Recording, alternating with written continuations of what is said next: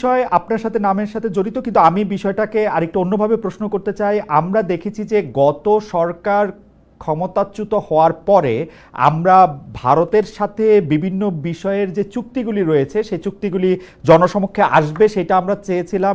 অনেকে চেয়েছিল যে সেই চুক্তিগুলি বাতিলও করা হবে, কিন্তু সেই চুক্তিগুলি বাতিল করা হয়েছে বলে একটিও আমি শুনি নাই, জনসমক্ষেও আসে না। এটার কারণ কি?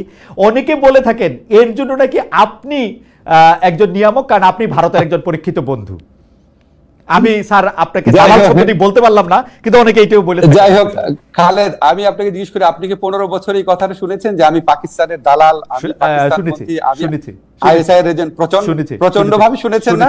আমি রাজাকার, ছাত্রলীগ মিছিল করেছে আমাকে ধাওয়া করে পাকিস্তানে পাঠিয়ে দিবে, অনেকবার তো শুনেছেন অনেক কিছু। হ্যাঁ, তো এখন বললাম যে এটা তো আপনার কিছু মানুষ এত সরল প্রকৃতি, তাদের কোনো একটা মানুষ অন্য একটা কিছু বললো সাথে সাথে বিশ্বাস করা শুরু করে, আমাদের বৈশিষ্ট্য। কিন্তু বাংলাদেশের ম্যাক্সিমাম মানুষের বুদ্ধিমত্তা অত্যন্ত প্রখর, তারা এইসব প্রচারণায় কান দেয় না।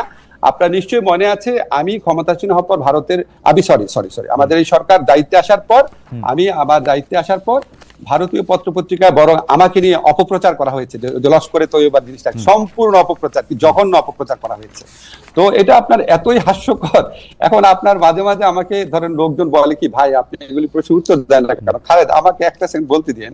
দেখেন, আপনি যখন রাস্তাঘাটে হাঁটবেন, আপনি মাঝে মাঝে কিছু ভিখারিকে দেখেন না, ময়লা হাতে নিয়ে হাঁটে, থুতু মারে লোককে, ময়লা ছুঁড়ে মারে, আপনি কি তাকে কনফ্রন্ট করতে যান নাকি আপনি একটু একটু দূরে দূরে সরে থাকেন?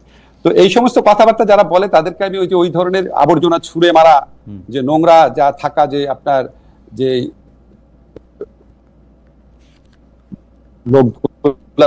রাস্তার মধ্যে, মানে আমার কাছে মনে হয় কি যে বাংলাদেশের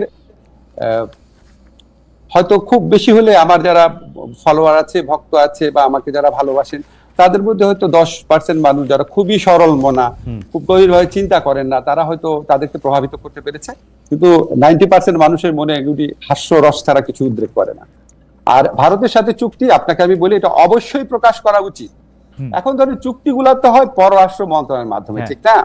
এখন আপনি আপনার প্রোগ্রামে একটু পররাষ্ট্রমন্ত্রীকে বা এই দায়িত্বে যারা আছে তাদেরকে এনে জিজ্ঞেস করলে ভালো হয়। কারণ আমি আপনাকে একটা জিনিস শুধু বলি, আমরা যখন কোনো মিটিং এ বসে, খালেদ আপনি যখন ডয়েচে ভেলেতে কাজ করতেন, আপনি যখন মিটিং এ বসতেন, আপনি যে মতামতটা দিতেন সেটাই কি ডয়েচে ভেলের মতামত হতো না? ঠিক না? এখন আমার মতামত আমি দিব, একজনের মতামত আরেকজন দিবে, অনেক সময় হতো না। তো আমি আপনাকে একটা জিনিস একটু ব্যাখ্যা করে বলি। ধরেন আমি যখন ঢাকা ইউনিভার্সিটির টিচার ছিলাম, আমাদের 2-1 শিক্ষক ছিলেন ফাঁকিবাজ, ক্লাস নিতেন না। 2-1 শিক্ষক ছিলেন খাতা অনেক দেরি করে দিতেন, ঠিক আছে? তো এটা কিন্তু আমরা একাডেমিক কমিটি মিটিং এ প্রতিবারই সবচেয়ে বেশি এগুলি নিয়ে আমি সোচ্চার ছিলাম, কিন্তু আলটিমেটলি দেখা যেত ডিসিশন হতো না। কেউ কেউ বলতো থাক, এত করা হওয়ার কি দরকার, থাক, আমাদের ডিপার্টমেন্টে বদনাম হবে, থাক, এরকম করে কোনো ব্যবস্থাই নেওয়া হতো না। কিন্তু আমি তো বলে যেতাম, এখন ব্যবস্থা দিয়ে নেওয়া হতো যে না, আমার ডিপার্টমেন্টে কোনো ফল্টের জন্য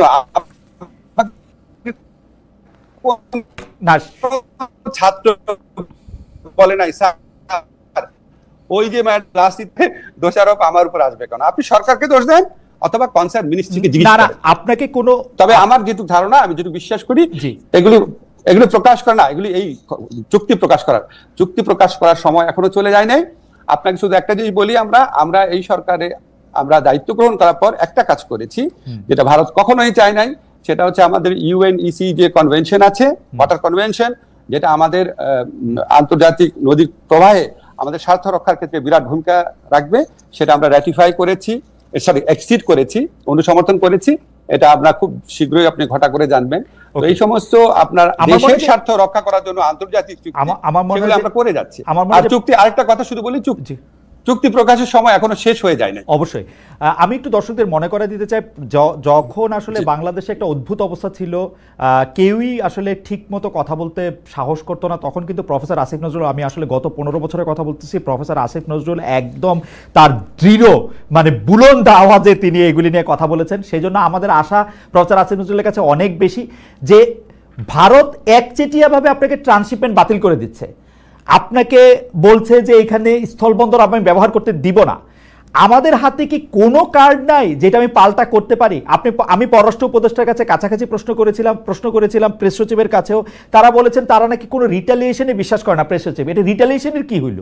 মানে ঘটনা হচ্ছে ভারত একচেটিয়াভাবে এগুলি, আমি স্যার আমি আপনার এতদিন ধরে চিনি বলে আমার কাছে মনে হয় যে আপনি এগুলি কেমনে সহ্য করেন বা আপনি কেন এগুলি কিছু বলেন না, বা আসলেই কি আমাদের হাতে কিছু নাই?